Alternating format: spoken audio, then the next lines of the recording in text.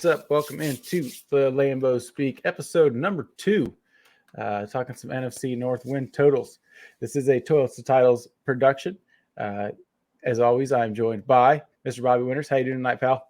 Yeah, I'm doing great, man. How are you? Stellar. It's had a good weekend. It wasn't unbearably hot today. So, I got a couple days of work left till I get surgery and I'm off for a while. So kind of, counting down the days now. So that's awesome. My daughter turned 12. She'll be going to middle school next year. Still can't believe it. That's wild. Yeah, absolutely crazy. Yeah, so we had my son's baptism on Sunday. So it's kind of like, he's 11 weeks old and she's 12 years old. So a little different. Yeah. Yep. You can find us on Twitter, the show at Toilets Titles. You can find myself at Nate_Dirt19, and you can find Bobby at Bobby A Winter on the Twitter. So check us out, give us a follow, check the show out too. There is a ton going on right now on our podcast network.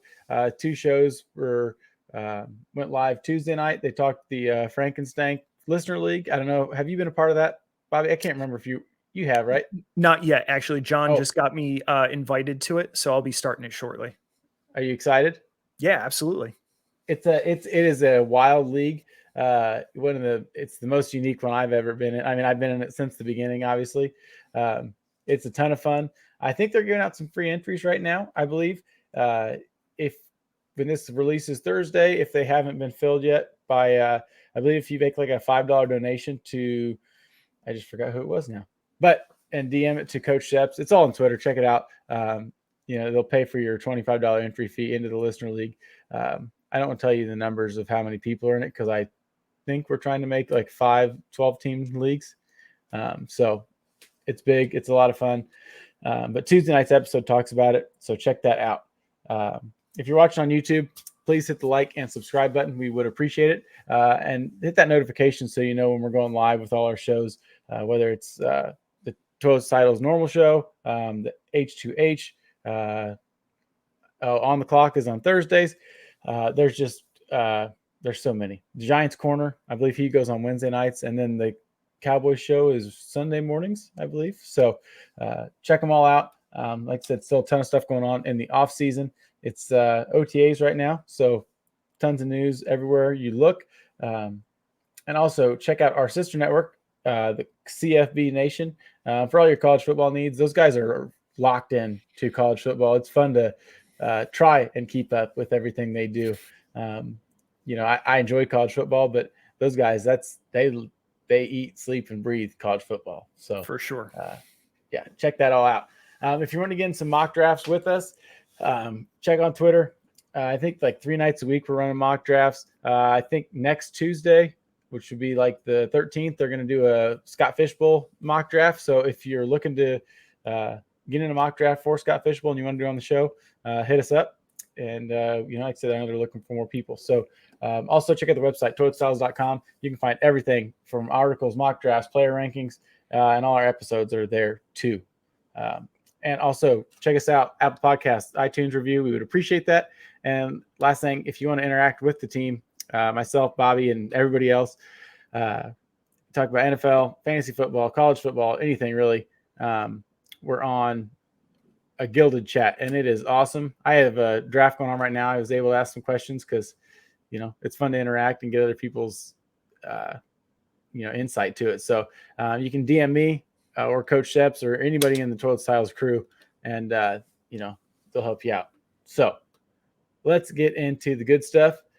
We're just talking NFC North Division win totals for this upcoming season. We'll start off, of course, with the Green Bay Packers. A nice 7.5 is the win total. The money is it's minus 115 to the over. So obviously that's where Vegas is leaning currently. I don't know how you feel, Bobby. What do you think? Are you with Vegas? Yeah, I am. So as I was telling you in the pre-show, I was using my second favorite website ever, playoffpredictors.com. It's an excellent website where you can pick every single game for every single team for the upcoming season. I mean, you can even go through the playoffs and pick your own Super Bowl winner. So I picked for every team in the NFC North, and my personal pick for the Packers was to go 9-8. So yeah, if I were to place a bet, I would definitely be betting the over on the 7.5. And probably the biggest reason, because obviously the biggest wild card in this is the play of Jordan Love, right? He hasn't played a whole season yet. We've only seen snippets. He played one full game and did about a quarter and a half in the Eagles game. But that quarter and a half in the Eagles game, he looked good. I mean, he played rhythm. He was making excellent throws. He had a passer rating over 120. So if he can recreate some of that in this upcoming season, that I don't believe the Packers will skip a beat from what they did last year, where Rodgers didn't have the best year. I mean, he was kind of like an average quarterback. I mean, he was still very good in some statistics, but the passing offense, I mean, he was playing with rookies last year. They had injuries. We don't know how Jordan Love's going to play, but from the statistics, for if you ever look at like fantasy football and how they predict that some of these quarterbacks will play, they predict Jordan Love to throw for almost 3,700 yards. That's top 15 in the league. They anticipate him throwing about 21 to 22 passing touchdowns, which makes sense. First year as a starter, it's not a tremendous number. Plus, I imagine they'll lean a lot on the run game, especially after drafting 2 tight ends. Yeah. The passing interceptions is a little concerning. I've seen anywhere from 13 to 16. Fantasy Pros has it at 15.2. So that's, less than 1 a game. Not terrible, but when you're used to Aaron Rodgers throwing less than double digits, you're like, oh, that's a high number. But really, it's fine. I mean, Kirk Cousins had a career high last year and threw 14 interceptions. So, I mean, 15 doesn't sound too bad when you compare it that way. The one thing I thought was kind of interesting was the rushing attempts. I think that he will rush more than a lot of places are giving him credit. I've seen anywhere from 30 to 32 rushing attempts, which is about 2 a game. That seems low. It's incredibly low. I mean, do they? And I guess I haven't. I need to look more. But like, have they talked? Like, I mean, they got to have some design runs for the guy. I mean, like he's a mobile quarterback. He's a big, fast dude. I mean, he's not Lamar Jackson. I get that, but like.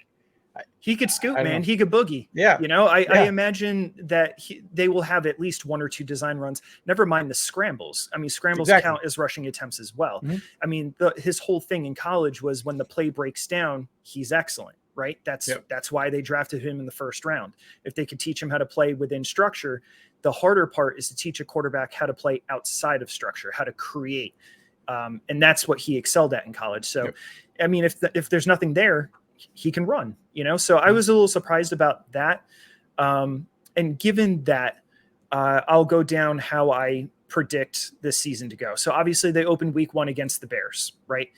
Until the Bears do anything differently, the Packers have owned the Bears. I'm going to continue to believe that the Packers will continue to own the Bears. And I think that they win in week 1. Now, week 2, I struggled with because they go to Atlanta. Atlanta has one of the best rushing attacks in the league and just got better after the draft. So the Packers had, by DVOA, the 31st ranked rushing defense. So shit. Yeah, they were awful. So I imagine that will be tough sledding for the Packers. And I actually picked the Falcons to win. Yep. Week 3, I have the Packers winning at home against the Saints, just because I don't know what the Saints are going to be with Derek Carr. Is Derek Carr going to be playing like he did last year? Because he doesn't have Devontae Adams to throw to. I think he's going to be struggling in the beginning. And I think the Packers play well at home. Michael Thomas is currently injured again. We don't know if he's going to be ready for the season. Still so injured or like a new injury? It's a new injury. Just came out like a week ago. Yeah. Poor guy can't stay healthy. And then after that, so this is the first matchup against the Lions, which spoiler alert, I do have the Lions winning the division, but we'll get more into that in a second. So the Lions beat the Packers on both of their games last year, and I believe that the same thing will happen this year. The Packers just don't play the Lions well. They did not play them well at all last year. Even in that last game when they had a lead, they just fell apart. The Lions offensive line is very stout. They have Jahmyr Gibbs now. Even at home, I still have the Lions beating the Packers. The next week, the Packers versus the Raiders. I don't know who's playing quarterback for the Raiders, so I'm not going to pick the Raiders to beat anybody in the NFC North. So I have the Packers winning against the Raiders. I think the Raiders will struggle. I like Jimmy Garoppolo if he's their starter, but they have not done anything to help that defense. And that defense has been bad for a long time. Exactly. And I know they got Tyree Wilson, which I think he was better than Will Anderson. I think it's going to be awesome. Him and Max Crosby will, wreak havoc, but they need more than that. Yeah, their secondary is their offensive line is not good. That team just, I don't know. It's a wonder they can even keep up with the Chiefs, right? When they do in the game. Yep. So then week 6 they have the bye, and then coming out of the bye they have the Denver Broncos, and I believe that Russell Wilson was the problem, and he'll continue to be the problem. And because of that, he's I don't know, he's like a shell of himself. So I have the Packers beating the Broncos. Week 8. The first matchup against the Vikings. Now I have the Packers splitting with the Vikings. I have the home team winning in both options, exactly how it went last year. I mean, the Packers rolled the Vikings last year at home, crushed them. So much fun. That game, that was probably the goddamn, that was fun to watch. Oh my God. That Jair Alexander dancing on. Oh my God. Anytime you get to beat up old Kirk Cousins, it's a good day. So. After that is the Rams, who probably have the worst or the second to worst roster in the NFL. And the Packers have had their ticket really for the last 5 years. So if they win 3 games, I'd be probably surprised. Yeah. That team's bad. Really bad. Yeah. After that, they play the Steelers, and Mike Tomlin's still their coach. And I believe that Mike Tomlin will, figure out a way to put pressure on Jordan Love to make him nervous and enough so that the Steelers will beat the Packers. Plus the Steelers are playing at home. After that is the Chargers, Justin Herbert versus Jordan Love. Justin Herbert is a really good quarterback and more proven in the league. And they just drafted another wide receiver for him. I think that they're going to be really, really good, barring any injuries. So I have the Chargers beating the Packers. Week 12, the Lions are against the Packers again, and I have the Lions winning that time at home. Then week 13, Kansas City. I don't think the Packers have a prayer. The Chiefs are winning. Week 14, I kind of struggled with. So it was Packers at Giants. So I don't know if the Giants are going to recreate what they did last year. I mean, Daniel Jones threw 15 passing touchdowns and they made the playoffs. It was just so weird. That team is good. But I mean that there's same thing with the Lions. They played good football and not great, but they're coached very well. They did what things needed to be done for Daniel Jones to succeed. And I think they'll continue to do that, but to take that step from good to great is incredibly hard. And, right. And I'll cheer for the Giants because our boy Joe, I like to see him do well, and I was happy to see him. And it was so much fun when they beat the Vikings in the playoffs, and I knew they would. But they had no business being in the playoffs. Right. They got embarrassed, after that. And the Vikings didn't deserve to be in the playoffs either, but that's for sure neither here nor there. But I mean, right. We'll touch on that in a minute. I'm curious to see how the Giants look this year. And like I said, they've definitely done some good things, but it's a tough step to make. Right. Yeah. And it all hinges on Saquon staying healthy, which for half of his career, he wasn't. They did things to try to take the load off of Saquon. They traded for Darren Waller in the draft. They put pieces in place so that way it's not just the Saquon show. But at the same time, Saquon is still a huge part of their offense. And if he's injured, I just don't imagine this team recreating what they did last year. So that was one of the games that I could kind of go back and forth with. It's hard to predict right now because nobody's, there aren't any in-season injuries right now. We don't know who's going to be playing this deep into the season. Week 15, the Bucks at Packers. It's going to be getting colder, a Florida team coming up, and who knows who's going to be playing quarterback for them. So I have the Packers. The videos I've seen of Baker and Kyle Trask throwing are not good. And they're atrocious. Yeah. I mean, so I mean, clearly they don't believe Baker Mayfield will be the starter for long. Otherwise, they probably would have offered him more than $5 million a year to come play for them. There's some backups in the league that make more than him. Yeah. So that's all I'll say about that. All right. So the next, the Packers at the Panthers. The Panthers are a young team with a new starting quarterback. I think that the Packers will play well there. I don't think that the Panthers necessarily match up well against the Packers, and that's why I have the Packers winning. And then the last two games of the season are NFC North. So Packers at Vikings. As I mentioned earlier, I have the Packers and the Vikings splitting just like they did last year. And then the last game of the season, Bears at Packers. There's no way the Bears are beating the Packers at Lambeau. And that brings us to 9-8. Yeah. Well, you made me feel more confident now. I think I like the under on 7.5, which is like, I feel bad saying that, but Sure.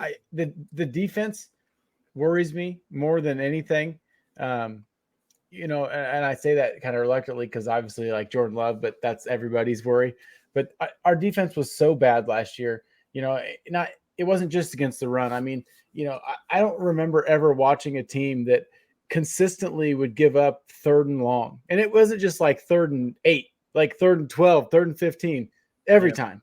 Yeah. And it was, that's, you know, that just is so frustrating. And I don't know, you know, without Aaron there, it's going to be hard to, when the defense hiccups and either, you know, lets them in the game or, hey, now we only have a minute and a half to score. When it, you know, how long you watched Aaron, when you have a minute and a half, you're like, we're good. No worries. No big deal. Like, it's fine. Now that's not the case. Yep. You know, and it could be, who knows, but Correct. That's what I'm extremely worried about. And so, yeah, I was going to say the one thing that I just keep coming back to is look how easy this season starts for Jordan Love. Oh, yeah, very. So their first 7 opponents are the Bears, the Falcons, the Saints, the Lions. Okay. The Raiders, the Broncos. I mean, there isn't a single playoff team, you know? And if you look at even just their secondaries, I mean, there's really nobody to write home about. I know the Lions just like completely Broncos reconstructed. It is. Yeah. The Broncos defense is stout, but they can't score more than 10 points a game. No. So I don't know. Like I said, I'm on the fence. Maybe I'm hedging my bet when I say the under. That way, if they win more than 7.5 games, I'll be like, hell yeah, you know. But yeah, you can't be wrong. I'm nervous. So, yep. Moving on to the Bears real quick. We won't dwell on all these teams forever. Bears win total also 7.5. I'll be under, without a doubt, under. They won 3 games last year. How in the hell they're gonna double their win? No way, they're not. Absolutely not.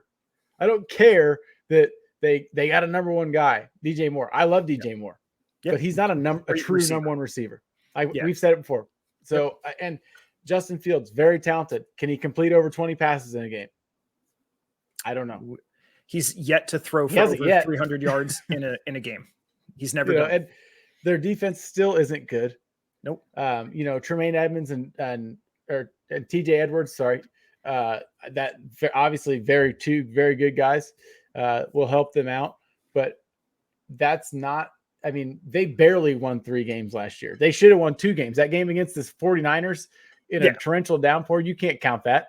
Correct. You know, and so now, we're going to win 8 games. Well, actually, if you talk to the Bears fans, they're going to win 12 games or some shit like that. But like, I mean, and I'm not even just being a Bears hater. Like, that's just being realistic. Yeah. No, like absolutely. 7.5 and the money's going to the over, which is, I don't know, maybe I'm just an idiot, but no, it's you know, this is the time of the year where the Bears are winning. You know, they win in the off season. It happens every year. It just seems like once May comes around, right after the draft, you know, they're super high on their team and they're super high on their quarterback. I mean, they're talking about him being an MVP candidate. They already got a statue built for him out front. Yeah, he's the MVP quarterback of the worst team in the league last year. They had the worst. Yeah, you had the first draft pick for a reason. Exactly. He's still on the team. Now I get it. Their team is better, right? Well, it couldn't have gotten any worse. I mean, after the trades that they made and the free agents that they took in, and then after the draft, everybody thinks that their team's better after the draft, right? But like you said, they got DJ Moore, they got those middle linebackers. So yes, they are a better team, but are they a 7.5 win team? I don't think so. I actually have them going 6-11. I've said it since I have a friend at work, big Bears fan, and I told him at the draft when they traded with the Eagles, I knew the Eagles were going to take Jalen Carter. How do you not draft Jalen Carter when you had 22 sacks last year? And I understand you want to protect Justin Fields. I do. Yes. But the fact that you don't take Jalen Carter is like a once in every 10-year talent. Yeah. Like a 3 technique like that does not just, you don't just find those. Aaron Donald is there's not another one of him. Right. I mean, DeForest Buckner, extremely good. He's nothing compared to Aaron Donald. Right. Yeah. He's we don't have one of those. We don't have a guy like that. And I mean, to me, it just blows my mind that they did not draft him. Yeah, same. But I was actually thinking about this on the drive into work this morning. Actually, I was thinking it because I was thinking about what I wanted to talk about on the show. And I was like, I was thinking that clearly some teams just removed Jalen Carter from their board. And that's how he fell, because from a pure talent perspective, he shouldn't have lasted past pick 4, so it seems to be that the Eagles might've called and said, "Hey, what do you think about Jalen Carter?" And they're like, "Hey, he's off our board." And they're like, "Great. We give you a 4th to just swap." And they're like, "All right, cool." And the Bears were okay with it because they weren't ever going to draft him in the first place. It's the only way that Poles looks better because he got some bullshit throwaway 4th round pick nobody cares about. Yeah, and then they say that they got the guy that they always wanted in the first place. So the Bears, I have them beating the Washington football team, or whatever they're called now, the Commanders. No, we still call them Washington football team. That's what I call them anyways. So much better, right? They should have just stuck with that. I don't know what they were thinking. Dude, football team right on the shirt. Like, it's way better. So great. So good. All right. I have them splitting with the Vikings. So I don't know if you've ever realized this, but they actually have, over the last 5 years, have played the Vikings really tightly. Like they kind of have the Vikings number a lot over the last couple of years. So I have them splitting with it, home and home. I have them beating the Raiders because I have no idea what the Raiders are going to be this year. I have them beating the Panthers because same thing. Very young team. Starting quarterback is 5'7" or whatever he is. He's like 5'8". Okay, 5'8" and a quarter. Did you see him at OTAs? Dude, he looks like a little kid, man. Oh my God. It just seems like every time I see him, he shrinks and shrinks. Yeah. The talent is off the charts in the football mind, between the ears, but I am just so nervous for that guy. Me too. I mean, there's a place in football for the little guy. It's just not in front of the big guy. Right. And God, I want him to do well because I love the guy, but man, it makes me nervous. Yeah. I have them beating the Cardinals, who actually have the worst roster in the NFL. Go Colt McCoy. Yeah. I mean, it's clearly obvious that they're probably going to tank this year. They could set themselves up for 2 top 5 picks next year. I just saw something from CFB Nation, our sister network, about that Caleb Williams might not go to the draft. He might play another year. No way. But that may be speculation on our sister network's part. Sure. He could do that if he wanted to. Oh yeah. Yeah. And honestly, there's a lot of time between now and when he has to make that decision. Granted, I don't think the Cardinals would be any better than next year. So, I mean, you gotta just, anyways. Could you imagine them trading Kyler? Oh my God. That place is a mess. Yeah. All right. So who are we talking about next? Detroit Lions. All right. Their win total 9.5. Very, obviously they're the favorite to win the division. They looked good last year, made some improvements. Dan Campbell, MCDC is the man. I love the guy. Me too. It's so hard to not like him. Yeah. I have no faith in Jared Goff. I don't think he's good. I know Hendon Hooker's there and I hope he gets to take the reins sooner than later because I just like watching him play football. Yeah. But I don't know. I don't trust Jared Goff. I'm taking the under. I don't know if I'm taking the under on all these teams. I just think that they're going to kind of beat up on each other a little bit. Like you said, they're going to split a lot. It's plus money on the under. It's on plus 100, but so obviously nobody's taking that, but I don't know. I could just, it's the same thing like with the Giants, going from good to great. Are they going to take that step and, hey, we're the new Kings of the North? I don't know. So it's funny that you say that. So Kings of the North. So the Lions haven't actually won the division since 1993. It's the longest drought in the NFL. Actually, it wasn't even old. Yeah, it actually wasn't even called the NFC North back then. It was the NFC Central. So another thing is obviously they did get better. One thing I think that they did not get better at, and a lot of people are going to kill me on this, but at running back. So yeah, they drafted Jahmyr Gibbs in the first round. Jahmyr Gibbs, wildly talented, very, very good. But if you look at how productive Jamal Williams was last year, so good. I mean, I miss him. Same.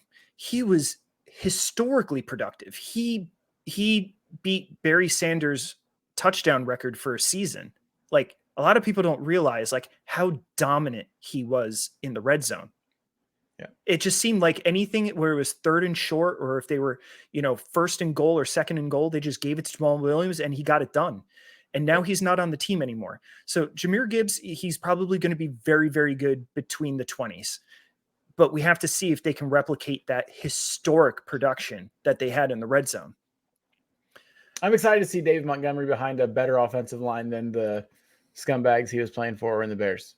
I'm not big on David Montgomery, so I'm not excited to see him on anything. I think he's overrated.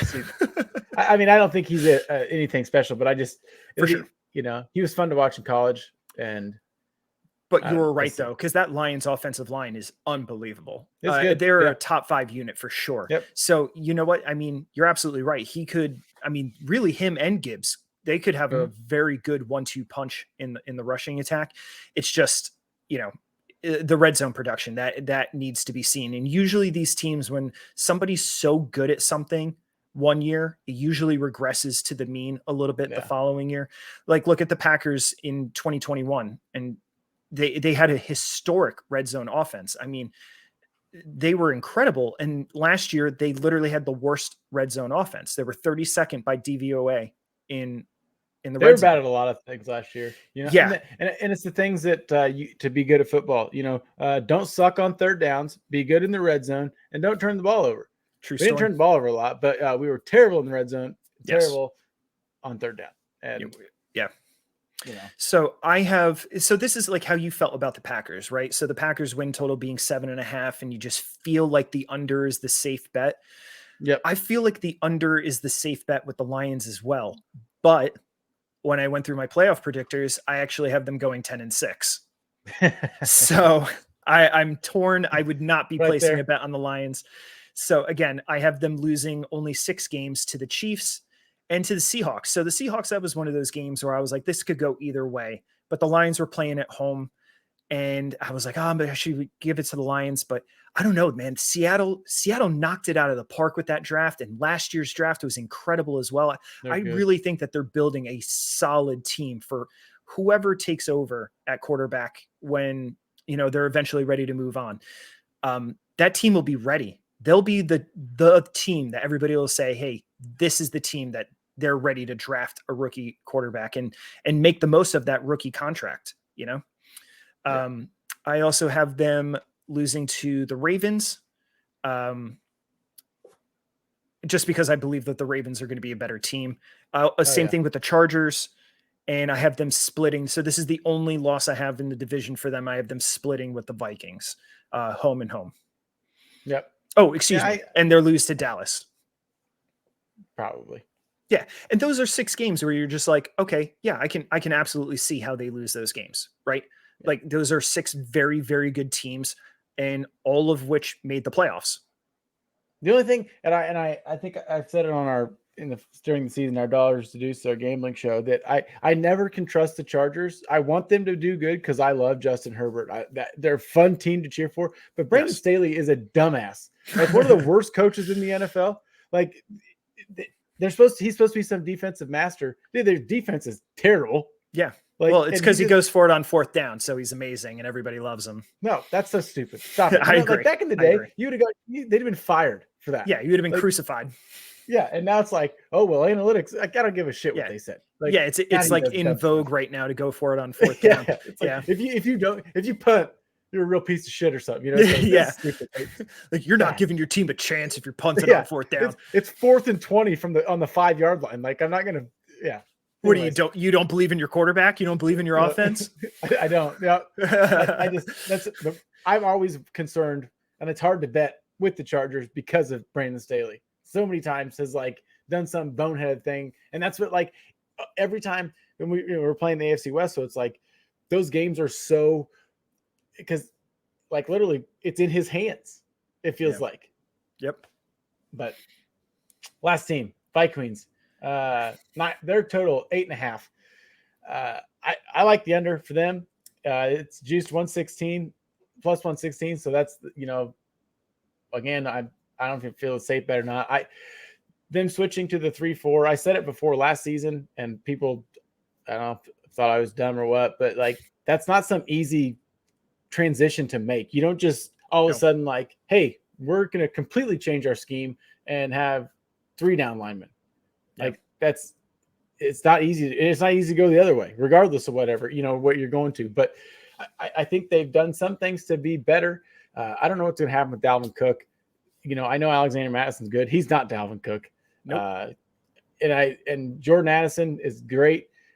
I think, he's obviously going to get the easy coverage. The coverage is going to roll to Justin Jefferson. He's one of the best to play the game. So I think that they'll still be good, but their defense, again, not good. And the only thing I can say, they were like the luckiest team in football True I've ever story. seen for the last exactly. like 2 years. He's got like some golden horseshoe up his ass. So once that falls out, then so I'm taking the under. So, yeah. Go ahead. So with the Vikings, that was 2 things I wanted to touch on. Is one, their insane luck last year. I mean, they were 11-0 in one-score games. 11-0. They could have been 0-11. Correct. So that's one of those things I was just talking about earlier with the whole like regressing to the mean. When you're really good at something, and it's not something you're like good at every single year, like Pat Mahomes throwing for over 4,000 yards. Like, yeah, you could probably count on that happening every season. But for a team to win like that, and let's be real, I mean, it was luck. A lot of it is the ball bounces one way or the other. So that will regress a little bit to the mean. And the other thing is, their defense being restructured and everything. They did bring in Brian Flores, which whatever you thought about him as a head coach. No, I love him. Yeah, he knows what he's doing when it comes to defense. So that was a great hire by them for everything that they've done. That releasing Zadarius Smith, or excuse me, trading Zadarius Smith, and however you felt about with the 3-4 switching to the 3-4. Brian Flores is an excellent football coach, and that is one thing that they do have going for them. I have them going 9-8, but I'm not going to lie. When I was doing my playoff predictors, I did this team last because I knew it was going to be the hardest. Mm-hmm. Them and the Packers. I mean, the Packers, I have the optimism going. So, you know what I mean? So like I did the Packers first. You have to. But the Vikings, I mean, there's some games that you know that they're not going to win. So week 2 against the Eagles, and the Eagles are playing at home. Yeah, they don't have a shot. Against the Chargers, I don't think they have a shot. The Chiefs, no way. San Francisco, definitely not.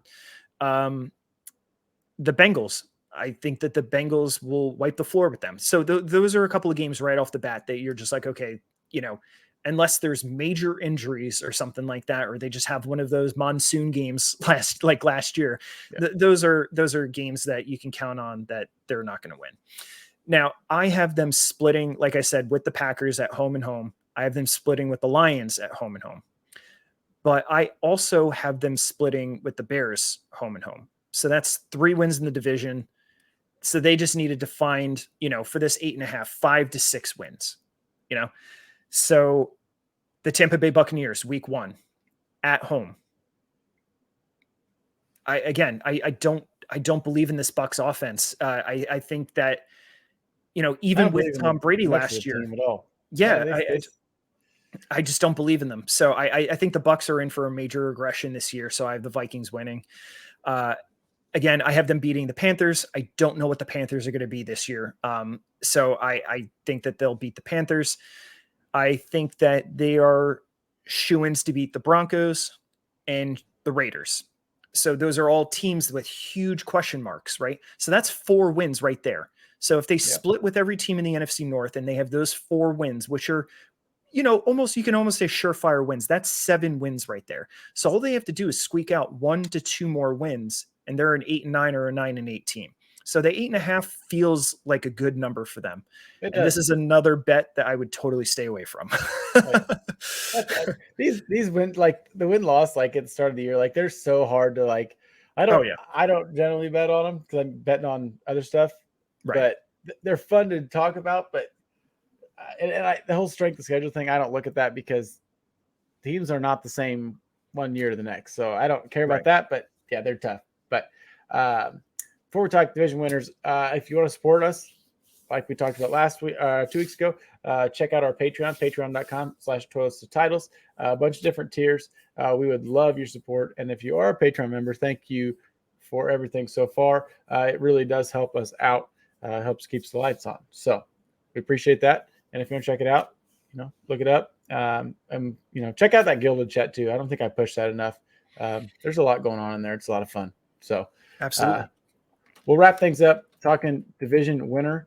I got the odds from FanDuel. The Lions are plus 145, Vikings plus 270, Packers plus 350, and Bears plus 420 to win the division. Go ahead. So, yeah, as I was talking about earlier, I truly believe that the Lions will win this division. They are the team with the least amount of question marks. And I mean, if you look at the win totals I was just talking about, 6, 9, 9, and 10. I mean, this is a pretty closely contested division. There isn't one juggernaut team like the AFC West or, a lot of divisions have that one clear-cut team that's just, a cut above the rest. These are 2 teams, like obviously the Bears are climbing out of their hole. And I do believe that they will be better. I have them going 6 wins as opposed to the 3 that they had last year. But the Vikings and Packers have just so many question marks. The Packers, obviously with their passing offense, and they have a brand new starting quarterback. How can you safely say that you are certain on how well a team is going to perform when you have a new starting quarterback who's never played in the league for an entire season before? You can't be super certain. I mean, that's why the Packers could go 7-10. They could go 9-8. But I feel like that's a good range for them, anywhere from those 7 to 9 wins. I don't imagine them coming out and going 4-13. I mean, Jordan Love would have to be historically bad for the team to play like that, especially with the strength of schedule and especially with how their season starts. I mean, the season is literally set up for him to get his feet wet before they don't face their first top 10 defense until week 7. I mean, they have every opportunity to get him started and to start him off slowly to get him going. What about you? Well, I don't want to pick the Lions, but I have to. I think, in my opinion, it's the best head coach in the division. I don't know if I can say the F word on this show or not. I don't call him LaFleur. It's usually something else. I won't say it yet. We don't need to worry about that now. On the other shows, I do. You said it last week too. I did not realize you were such a LaFleur hater. Oh, dude, I think he's garbage. Really? Yeah. He doesn't win big games. Hasn't won any big games. Makes terrible decisions. The whole letting Amari Rodgers continue to return punt after punt after punt after punt. Yeah. Like, what are you doing? And they're like, oh, well, we're talking about it. It's like, I don't know what the hell you're talking about, dude. You should have made the goddamn decision 3 weeks ago. For sure. And it's just those little things like that. And I don't feel like he's accountable. I don't think he's a very good leader at times. And, I like what he does on offense. I do. There's some things I really like. So that is where I think he excels because, I mean, if you look at 2021, I mean, that was Matt LaFleur that was the Matt LaFleur offense. And Aaron Rodgers was incredible. Like 2014 Aaron Rodgers, or 2011 Aaron Rodgers. He was remarkable playing within the structure of the offense.